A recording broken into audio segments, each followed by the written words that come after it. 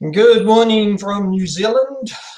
I guess it's afternoon, evening, and earlier in the morning from wherever you are. We've got an amazing guest today. Just to introduce you to him, he has sent me a little bit of a video which I'm sure you'll get a kick out of because it's quite funny. So let me just get this playing and we'll be back. Another fun fact, I grew up Jehovah's Witness. Oh, yeah. Would this be a bad time to ask you if you've accepted Christ as your Lord and Savior? Oh, don't worry. I'm not Jehovah's Witness anymore. But I did grow up Jehovah's Witness, so I grew up very sexually repressed. Yeah. Obviously, by the way I stand and everything in my life. Thank you very much for that. Yeah. Yeah. So stuff like my first kiss was really weird. First time a girl told me, "I want to kiss you." I was like, "You sure you don't hold hands first?" And she was like, "No, look, just close your eyes and open your mouth." So I was like, "Okay." Look, miss, you're laughing, but that was a great day, all right? That was a great day. February 17th, 2020. Best day of my life. No, I have had the sex. That is not a punchline, you assholes. No, I've had the sex. I think it doesn't happen too often, though. Probably because I say things like the sex.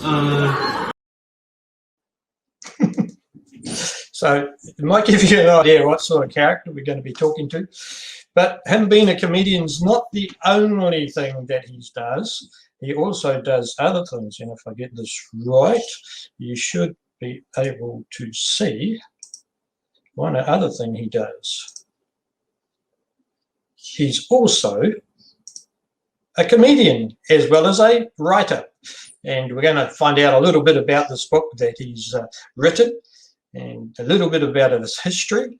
So without further ado, let's get our guest on.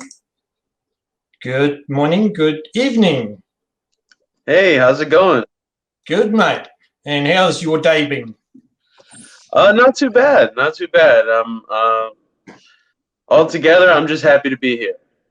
It's great to have you here, and we look forward to hearing a little bit about your history. So I take it from that first clip, you definitely have been a Jehovah's Witness.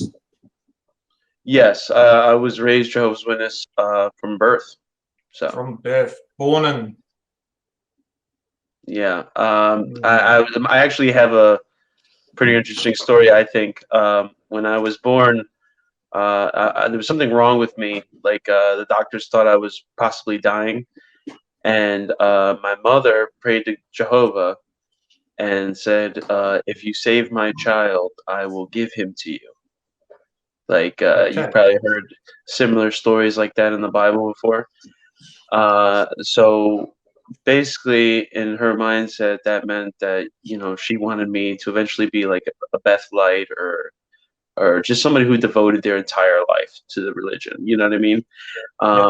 Maybe like a pioneer or something. But yeah, so that was her goal for me in life, and I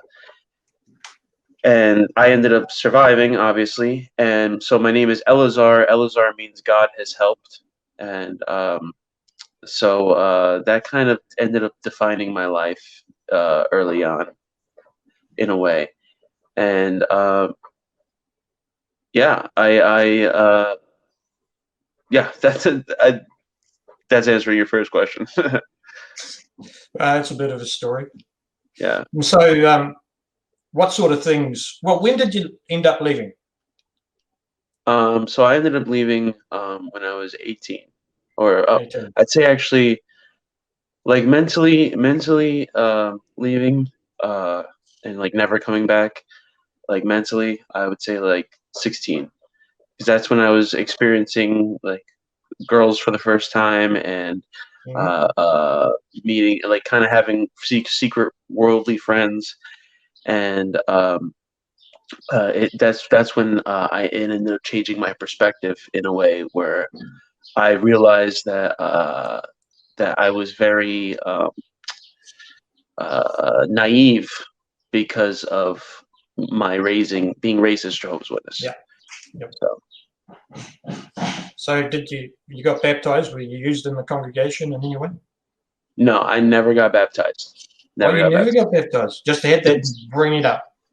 To me, getting baptized, I felt like that's when they officially owned me. Yeah. So that's where I always just kind of avoided that. I never pursued it in any way where I said it out loud. Oh, I want to get baptized, because to me that was like the final nail in the coffin where like Mm-hmm. they could really control my life. Yeah. Well, that's good. Glad you never got baptized. Yeah. So does that mean you can still talk to your mum? How does your mum Yeah. view you? Yeah. I actually live with my mom currently. Okay. Yeah, I'm one of the lucky ones. You know, uh, even though we've had our problems before, she never really abandoned me. There were moments where it almost happened, but Okay. yeah, I was one of the lucky ones when it came to that, for sure. But I've lost every other Jehovah's Witness family member. They don't talk to me no more. So cousins I loved, uncles, aunts I loved. Yep. They see me as somebody who's basically dead. So why talk to me? Yeah. Yeah. Well, that's good. That's the way it should be. Even if we're baptized and no longer J-dubs, we Yeah. still should be able to talk to mum and dad and things like Yeah. that. And only very few have that thing. So that's great that your mum is still there. You're living with your mum. Sort of can't dodge not talking. But anyway. So Yeah. you obviously got out. You didn't go to the meetings again. Yeah. Then what made you become a comedian? So it's kind of a long story, I guess, but I've always been interested in women who are very religious, just like I was, or at least had a strong religious background. And so I fell in love with this girl who was very, like, she was devout Muslim, and we were planning on getting married, and that was supposed to be the goal, and we ended up not getting married, and she left me for some guy who was like a doctor or something, or a teacher, and I got really depressed about it because I wasn't really doing anything in life. I was working at a fast food place. Uh, I, I didn't know what I wanted to be, what I wanted to do, and one day I was listening to a stand-up comedy set from John Mulaney. I don't know if you ever heard of John Mulaney No, before. I haven't. No. He's one of my favorites. He used to write for Saturday Night Live, and just a really funny guy. And as I was listening to him, I was kind of like imagined myself as a comedian on stage, and in my imagination, she was in the crowd, and I don't know why that ended up being my first initial inspiration, like just to show her that I wasn't, like, even if, like, in my imagination, it was like, even if we're not together anymore, at least you could see that I'm somebody now. I'm something now, you Yeah. know? And that's a weird, I feel like that's a weird inspiration to do it. But that was my first inclination. I still never tried it until I listened to Joe Rogan. And Joe Rogan said, if people think you're funny, if people tell you you should try comedy, then you should try comedy. Just go do it. And that was like the push I needed. And then I just went and I tried it, and it changed my life forever. Yep. Can you still remember the first time or the what you did in the gig? Yeah. So the first time was it was kind of ironic. Maybe not ironic, but just weird.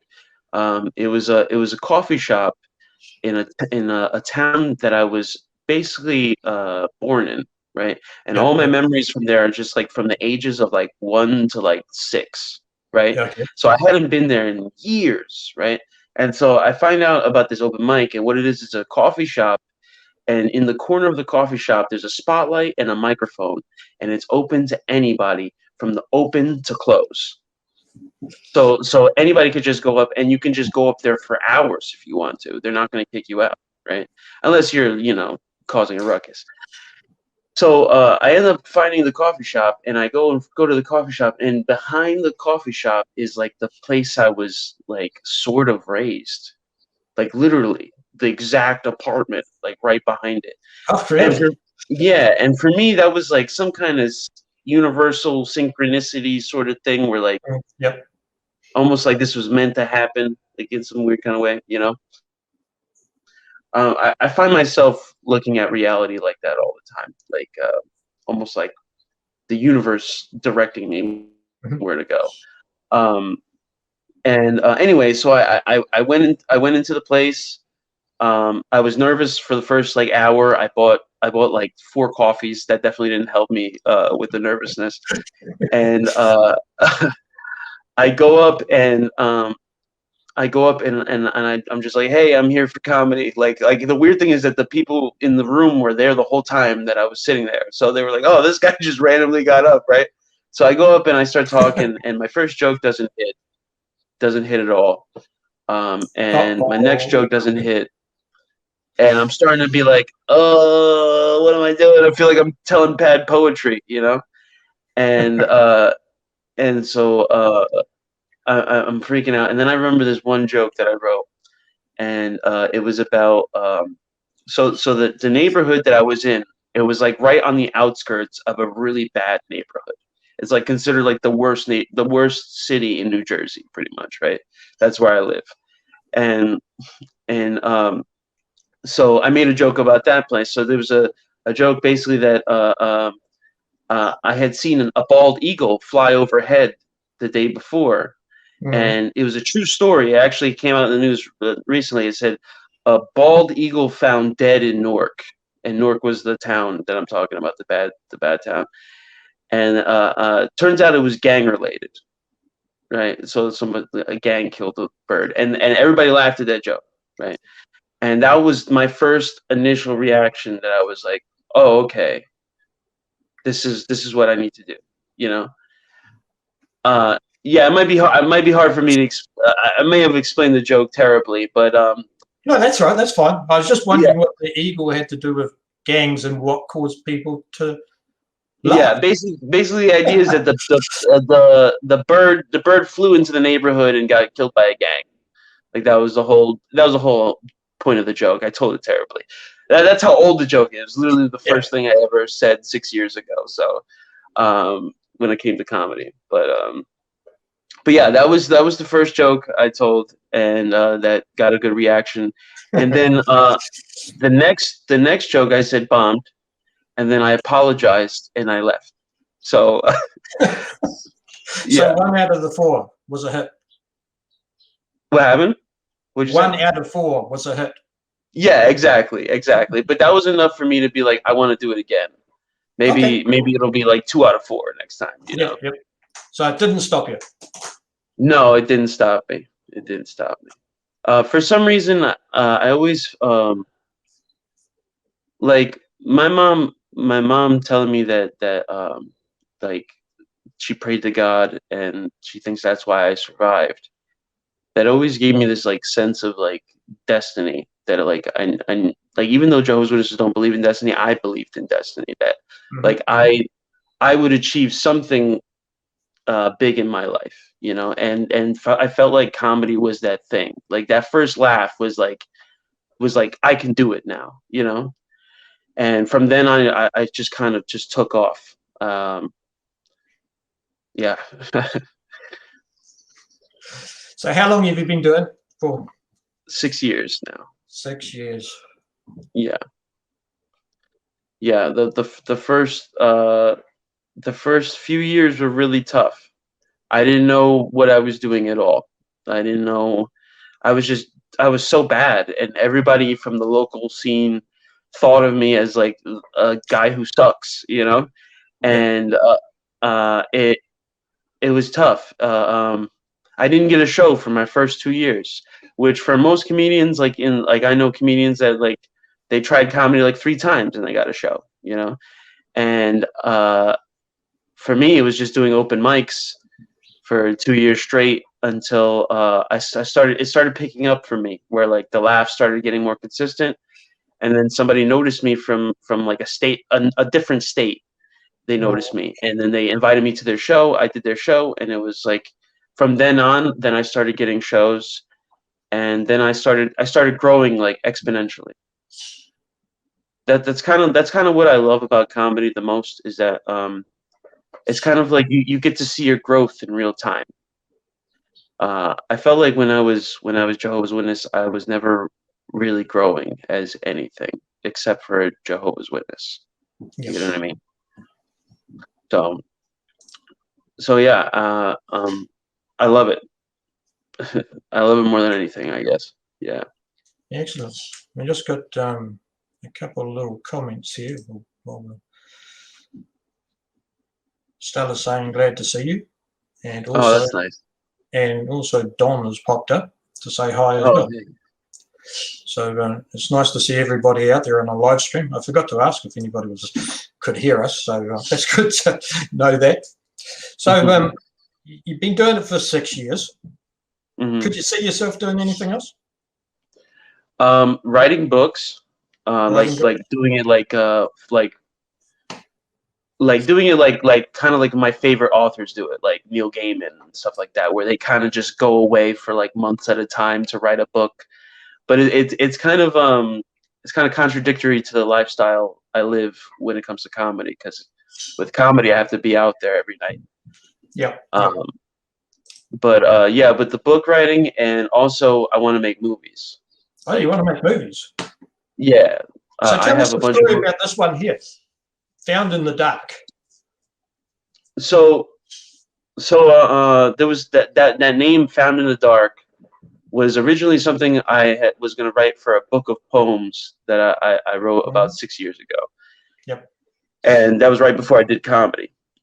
I never published the book or showed it to anybody. And then over the years since then, I had written more stories, like short stories.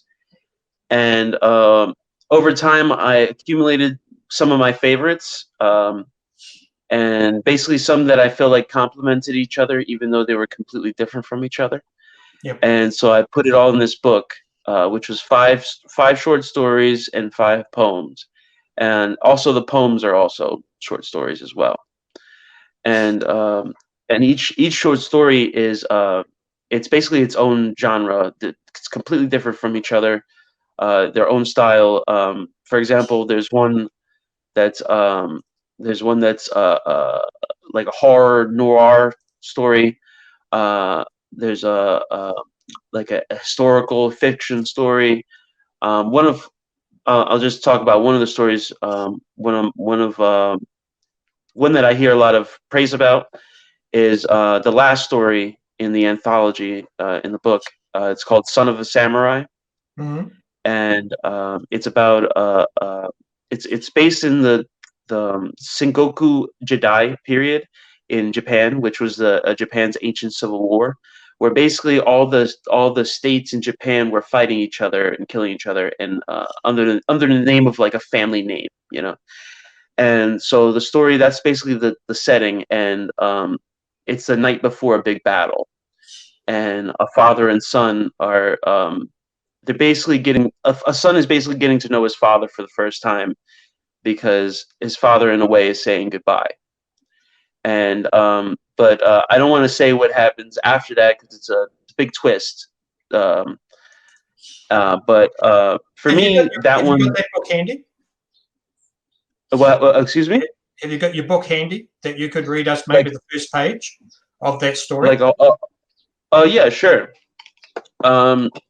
So hold on one second, okay? Sure. While he's looking for that, I want to welcome. Looks like we've got quite a few online from Australia. Irene, Peter. Who else have we got here from Australia? We've got some from China. Madeline. Yeah, definitely got Peter. And there's Don, which we talked about before. So welcome everybody. I hope you've enjoyed the little live feed. I'll be right back in 1 minute, right? Right back in 1 minute. Hey, okay. Alrighty. So,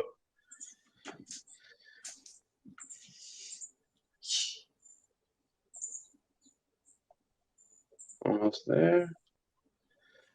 All right. So, I guess I'll start from the beginning. Yeah, go for it. Whatever All right. you'd like to read us, we'd love to hear it. Okay. On the morning of the day before the great battle, my father gifted me his old naginata as a sign of my manhood. With the spear in hand, we rode on horseback to the nearby forest so I could get a handle of the weapon. In the afternoon, we spotted a black bear in the distance. I injured it with my arrow and it ran off, but it didn't get far. In honor of my father, I stabbed it in the heart with my spear. With a battle cry, I took its life as it moaned out the last of the air in its lungs. We skinned and butchered the bear together in an opening under the canopy and made a fire. Afterwards, I sharpened the sticks with the spear and punctured the maroon-colored meat to cook above the fire under the now deep orange sky. Father read silently from a scroll while I worked with the sticks. They held direct orders from the emperor. He said I did not need to know them, and I did not question him. We sat together on a fallen tree while the juices of the meat dripped and sizzled into the flames below. Vines covered our raw wooden seat. Different species dominated throughout the rotted bark, with all shades of jade and small bright pink flowers sprouted throughout. The sporadic veins and their war for territory continued to constrict the corpse of the once mighty tree. They reminded me of the senseless clan wars. After some time, my father rolled up the scroll and put it away.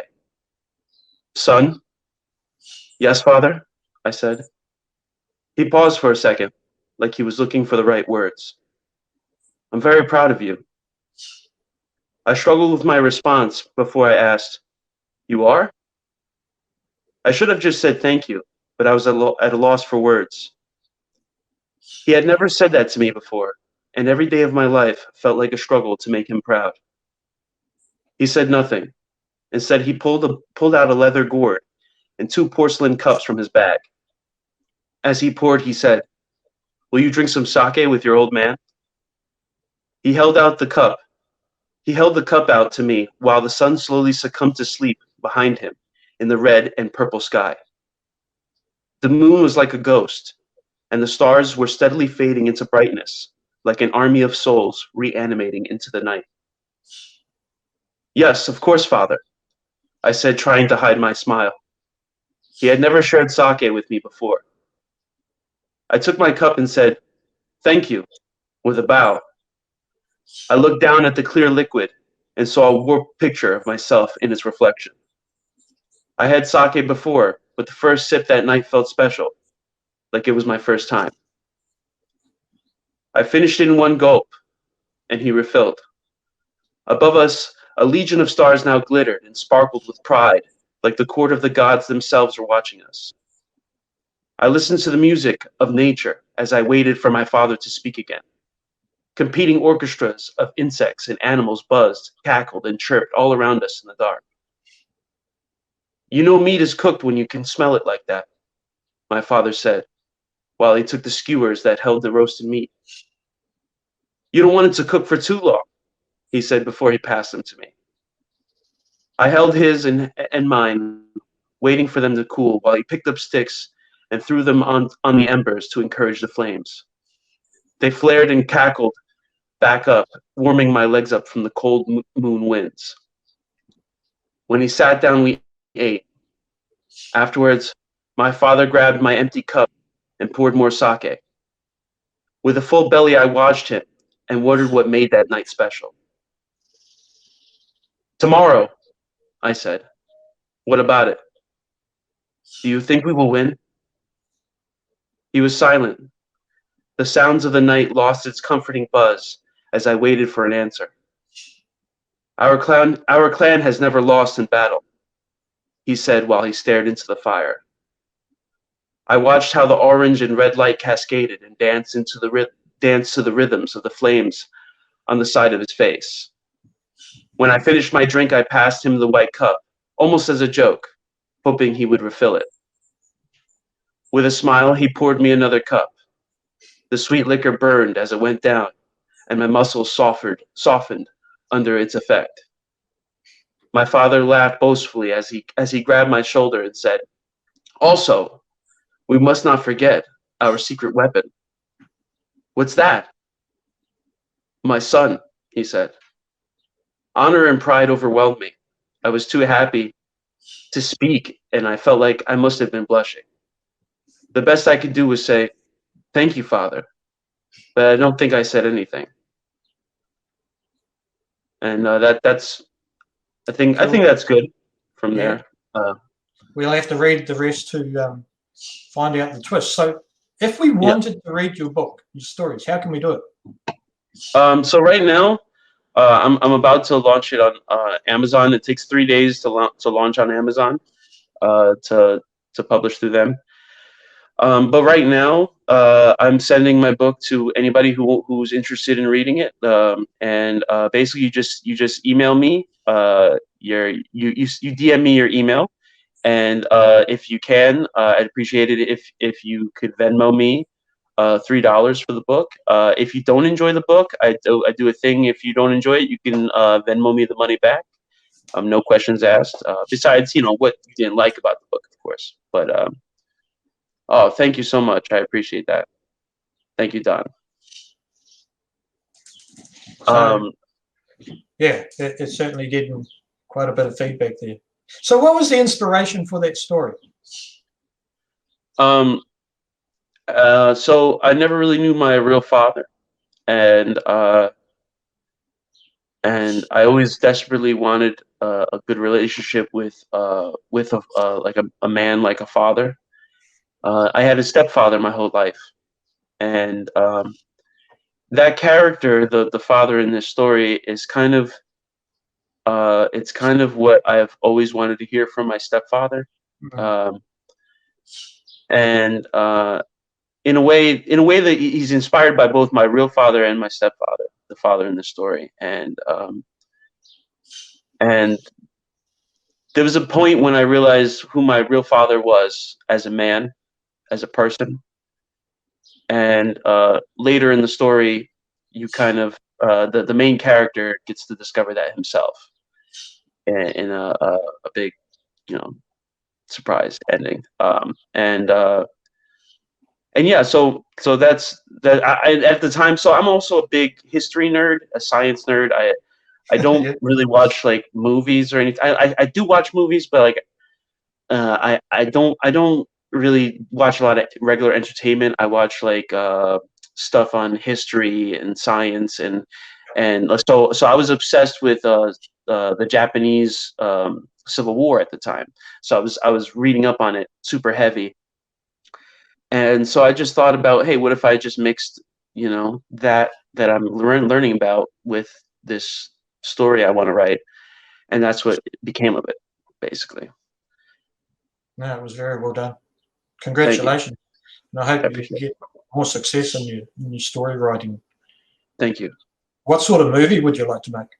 When it comes to your first one, can you imagine what it will be? So my first movie. Um, well, I have very big story ideas, like ones that I think would take a large budget for a movie. Yeah. But but so I have this one story that I plan on making it into a movie. It's called The Days Until Tomorrow, and it's a story about a guy who loses his wife. Like they're not even married yet. Like they're about to be married, and she ends up dying from mysterious illness.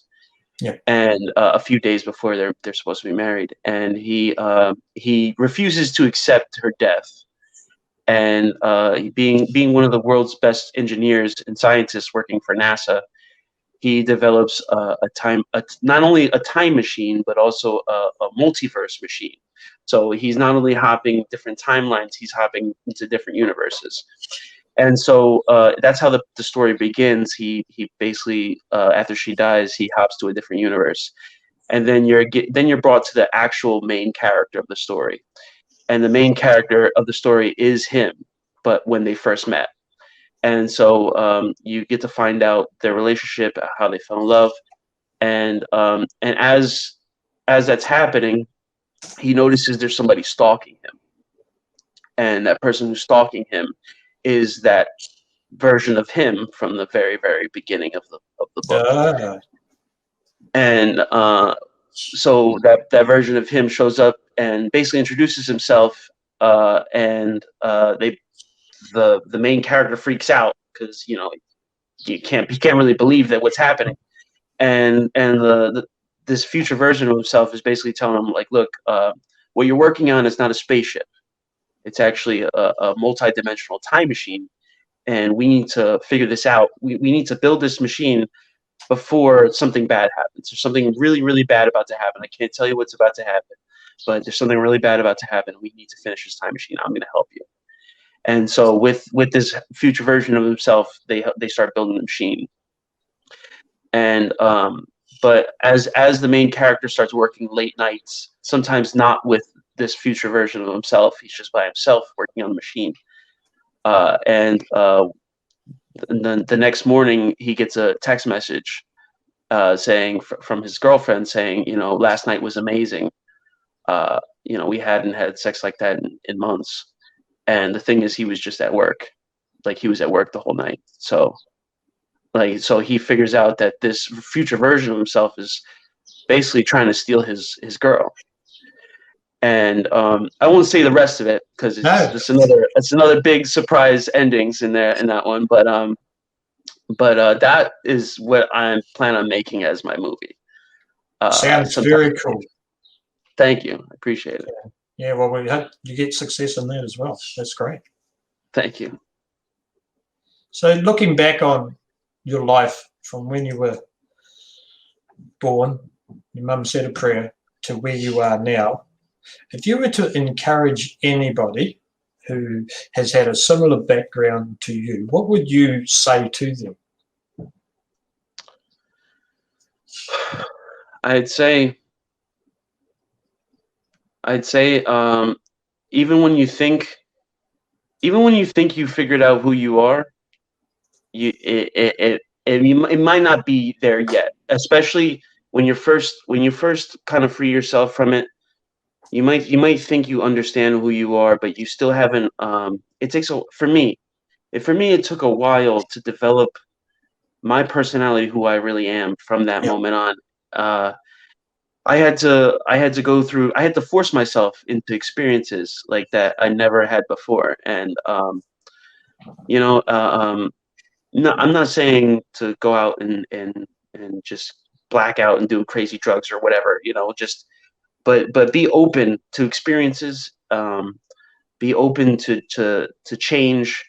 Don't be afraid of everything. Like when I first kind of left, I couldn't even watch I would watch horror movies with people who are regular people, and as they're watching the horror movie, like, yeah, and I'm watching it like, like seriously, like that, and they're like, why are you covering your face? You're 18 years old. You know what I mean? Like, and so like stuff like that. Like I'm 30 right now, and I feel like still like I'm a child because I feel like I haven't like I'm still I feel like I'm missing like emotional growth. I'm missing so much growth that that was stifled on me. And all I gotta say is that you have to believe in yourself.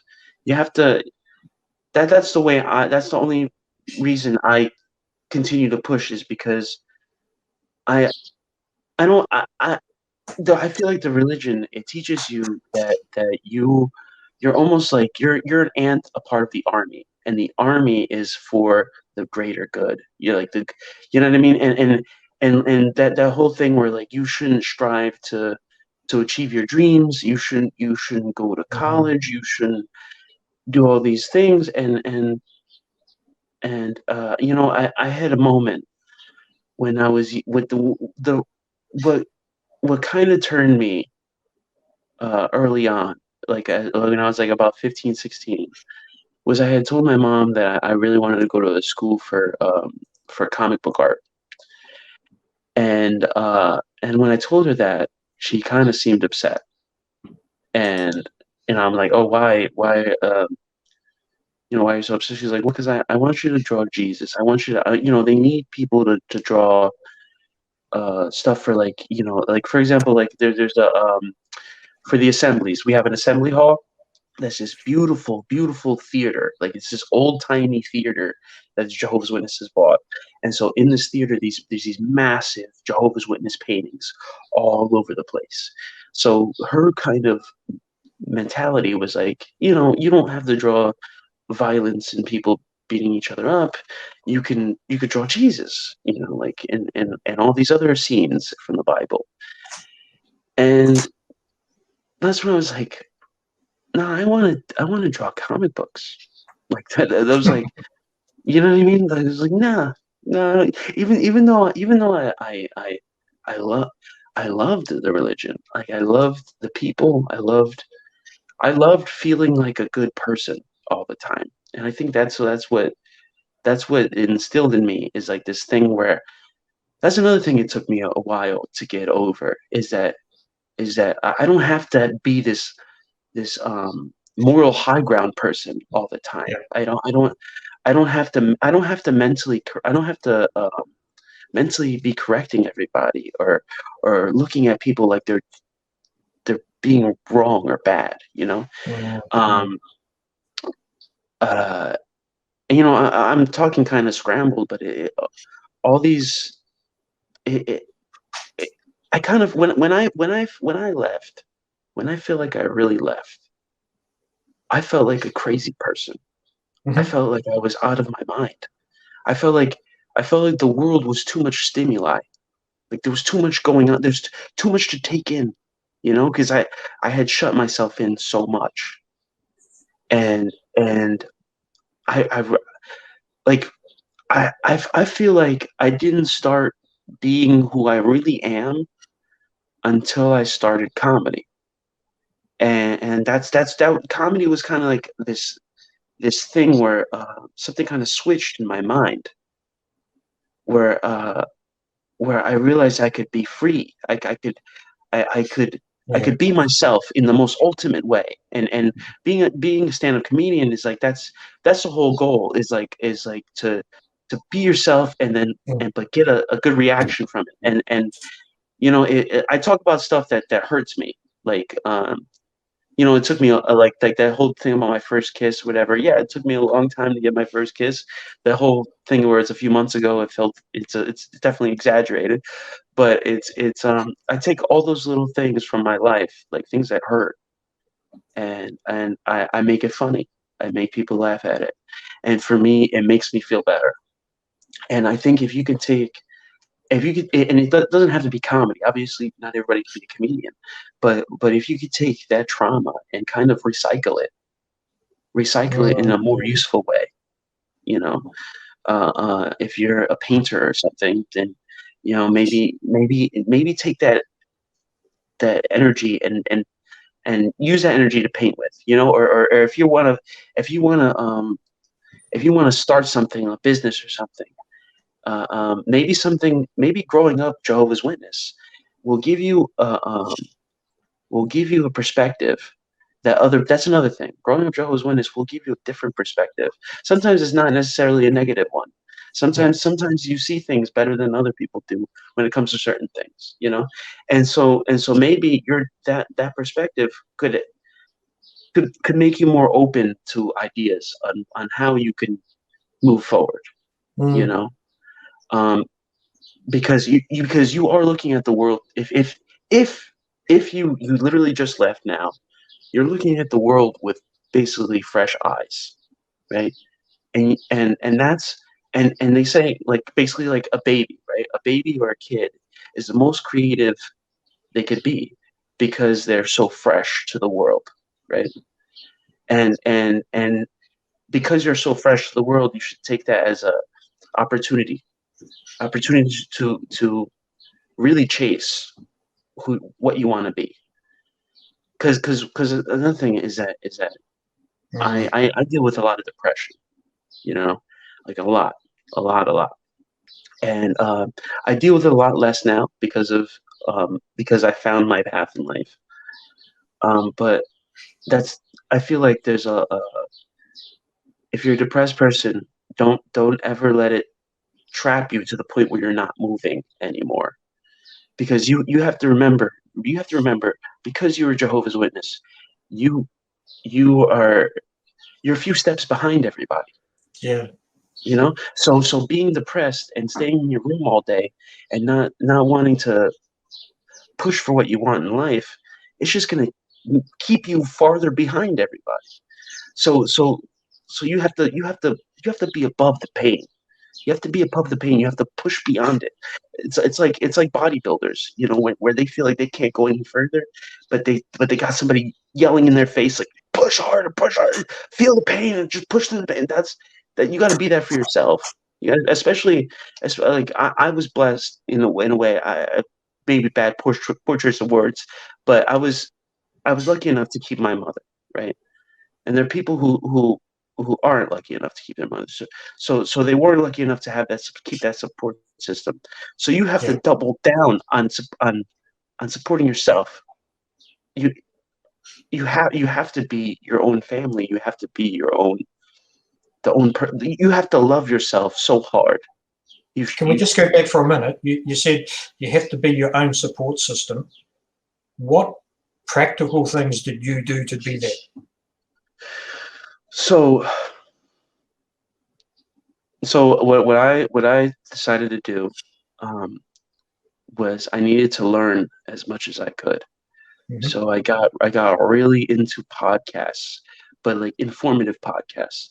So things about psychology, things about emotion, things about all these things, because they're so because the Jehovah's Witnesses they've broken down everything in such a simple way that there's so many more complex ideas, so many bigger ways to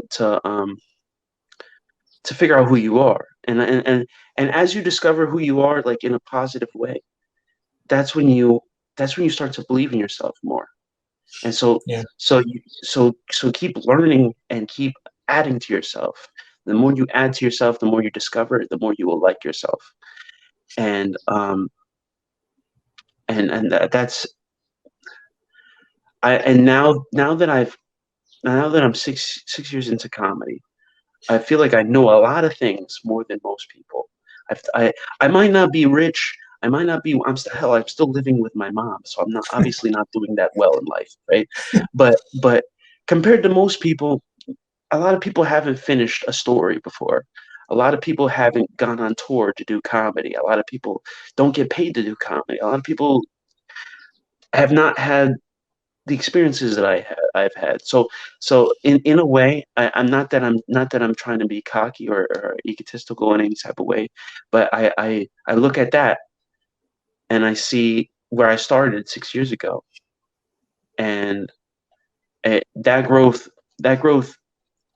inspires me to be better and to continue to be better. So the whole thing is just for example, one of the best advices you can get in comedy is keep going up.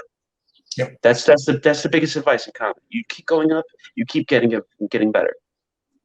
And as a person, as an extra Jehovah's Witness, think of life like your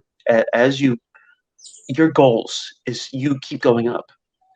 You keep pushing towards that goal. You just keep showing up, and continue to show up, continue to push, and that internal support system will come. Keep and notice when you're getting better.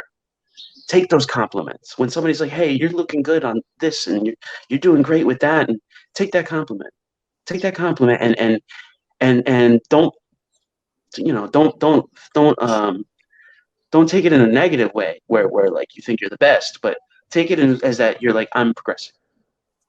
I don't know about any other Jehovah's Witness out there, extra Jehovah's Witness, but I have a serious problem with taking compliments because I have a very negative mentality of how I'm like yeah, you think it's good, you think I'm doing good, Mm. but I know the truth, you know, and it's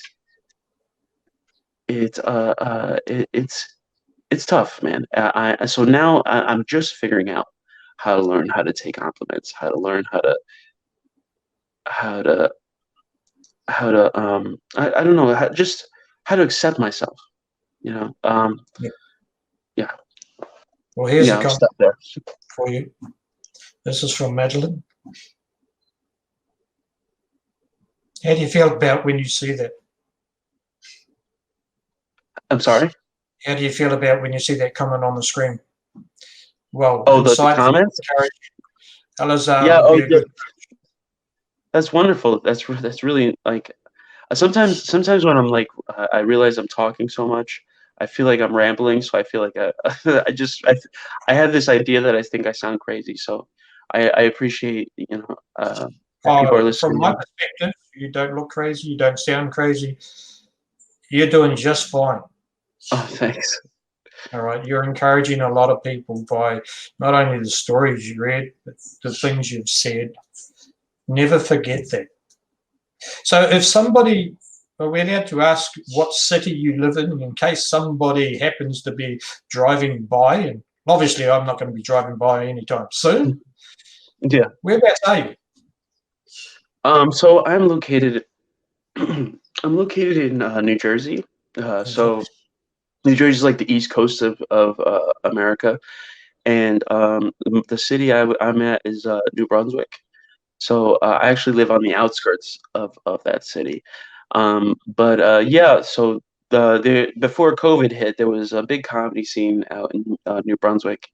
Yeah. So, but if anybody's ever in New York or New Jersey, um, I do a lot of shows in New York and New Jersey. Now, I know you put some up just in recent times. When's your next Mhm. comedy show? Whereabouts is it going to be? So my next comedy show. So I produce my own show at this place called Bellow Bar in Hoboken, New Jersey.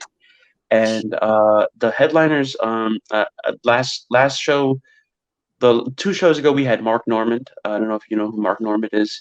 He's a famous comedian right now. And coming up, we have Rosebud Baker and Andy Haynes headlining. So it's a great show. I'm happy to be producing it. Great.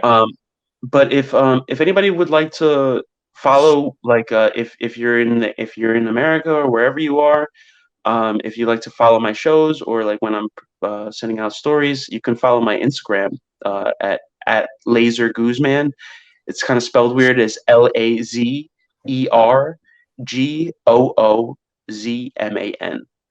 So yeah, if you follow me, I'll follow you back, and yeah, that's pretty much it for the Maybe comedy. once the live stream's finished, we can just put your contact details in the comment section so that if people want to do that, and your email too, so that if they want to get hold of your book. Oh yeah, yeah. Or if this is on Facebook, which I believe you Yep, said it is. it is. Yeah, if you want to just direct message me or just reach out to me on Facebook, if you just I've had quite a few extra Jehovah's Witnesses just message me, and we've had conversations and stuff, and I don't mind talking to people. So Well, there's an invitation, folks. Anybody in our group, you can find Eleazar in our group, and yeah, PM him, have a chat with him. So, looking back, have you had any regrets? So, where you are now, you left the J Dubs, became a comedian, you were born into it. Is there any regrets that you have had? my biggest regret, I'd say, is that I'm so angry. I have an intense anger issue that I keep it under wraps a lot. Mm. Like I keep it. I'm very much a chill guy, like 99.9% of the time. But this intense anger, and it's rare that it comes out, but when it comes out, I always regret it. I always regret it, and it's kind of irrational. I feel like it comes from I feel like it comes from my childhood. It comes from the angst of just feeling trapped, you know, Yeah. and so those are the moments I regret. I Yeah. regret being foolish, like to let go of myself so much that my emotion takes over in a way that I'm losing it, you know. And I've heard other Jehovah's Witnesses deal with extra Jehovah's Witnesses deal with anger issues as well. Um, but yeah, that's pretty much it. I mean, I've had other things in life, you know, like maybe things I've said to people or Mm. ways I've acted in a situation or whatever. But that pretty much sums it up. It's just the anger and my lack of control over it sometimes. Well, thanks for being so honest. It's not easy, regardless of how we were touched by the watchtower. We all have issues in one way or the other. We all got to handle them differently, every single one of us. So looking in the future, where would you like to see yourself in 10 years' time, despite your upbringing of or being dragged up in the watchtower? In 10 years' time, I hope to be what they call a headliner in stand-up comedy. Basically, a guy who travels the country, and I'm the one people are buying tickets for. You know. Yeah. And because right now I consider myself what they call a feature. So I can do 30 minutes before a headliner, and and do consistently well, like a professional. So my goal is to hit that headliner status, and and just be able to live comfortably, enough, not where I'm like super rich or whatever. Of course, anybody would like to be wealthy, but uh, just live comfortably and also be able to publish books where people, like if I were to go to like a Barnes and Noble or something, and I just see my book there, that's where I want to be. That's where I want to be. That's great goals. Keep working hard on them. There was a Thank few things like we showed before. Don put up the comment. Yeah, keep making goals. Thank you, Don. Appreciate it. And you've set a lot of goals for yourself. You're a good example of how, regardless of our upbringing, we can move on. We can do things. Yeah, it's going to take work, and I'm sure you agree with that. And I'm sure, would you say that you are still working on some of the things that you were scared to do when you were 18? Oh yeah, for sure, for sure. Like where I say like I feel like I don't feel like I'm 30 years old. I really do mean that. Like there's certain things in my life uh I feel like I'm just scared to do it. I'm just scared to do it because I still feel so young, you know. And and I just hope. Not that I hope. I know I will grow past it. It's just going to take some time. You know, we're all late bloomers in this extra day dub life. You know. Mm-hmm. Well, we really want to thank you for your time today. Thank you for coming on and chatting with our group. And thank you for having me. I really appreciate this. It's been really inspiring what you've been able to accomplish. Even though you never got baptized, you still had that brainwashing start of your life. So you've done an amazing well. Keep going.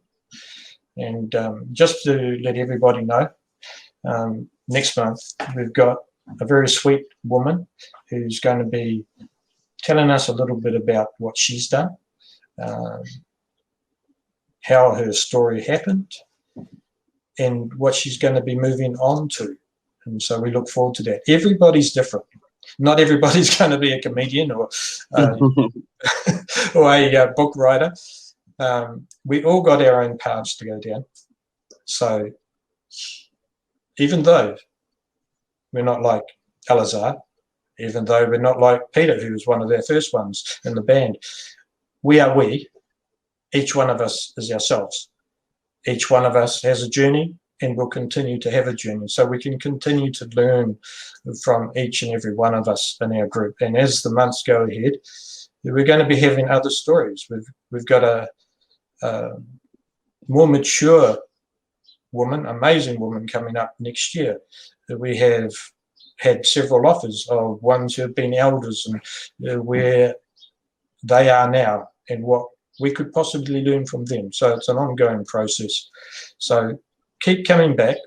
If you know others that are around, invite them into our group, because we don't live stream this or even our Zoom meetings to other groups. It's just for the Life After group, because that's what we want to focus on. So, yeah, please share it around. We love to hear your comments, and thank you very much for all those comments that have been given, and all those ones who have been able to be on the live stream, and for those ones who are going to watch it later on in the Facebook feed. Enjoy it and keep coming back. Every month, the second weekend of the month, we're going to be doing these, so you can put that on your calendar. It is important that we keep learning. We can find out from others what they've been through, what they've done, and how they've succeeded to move on. And our moving on, well, that's one step at a time. That is something that will continue.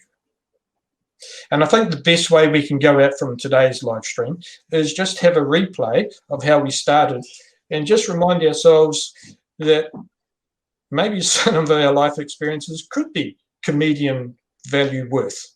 It would be great. And maybe we can have a whole lot of different ones doing comedian. And we look forward to more success stories coming in our group. So let's just finish off this live stream now by listening to Eleazar when he, earlier this year, back in, was it February? Yeah. Back in February. Yeah. So that'd be cold with you where you are, wouldn't it? yeah, it would be, yeah. All right, so let's finish off. Thank you once again for being part of our live stream, Eleazar. We look forward to seeing you around the traps, and if I'm ever in New Jersey, I'll look you up. All right, great. Thank you for having me. Appreciate it. So let's play this again, and we'll catch everybody later. Thanks for coming. Bye. Another fun fact, I grew up Jehovah's Witness. Oh, yeah. Would this be a bad time to ask you if you've accepted Christ as your Lord and Savior? Oh, don't worry. I'm not Jehovah's Witness anymore. But I did grow up Jehovah's Witness, so I grew up very sexually repressed. Yeah. Obviously, by the way I stand and everything in my life. Thank you very much for that. Yeah. Yeah. So stuff like my first kiss was really weird. First time a girl told me, "I want to kiss you." I was like, "You sure you don't hold hands first?" And she was like, "No, look, just close your eyes and open your mouth." So I was like, "Okay."